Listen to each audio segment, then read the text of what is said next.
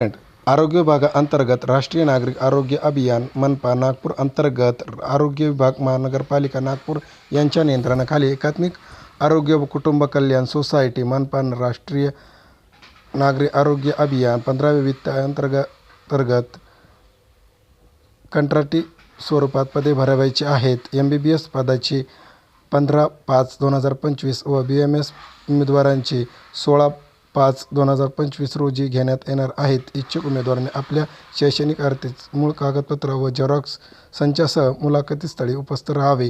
मुलाखतीची स्थळ आहेत: आरोग्य विभाग, 5वा मजला, सिव्हिल कॉर्नर, नागपूर महानगरपालिका. वेळ आहे 10 ते 12 वाजेपर्यंत.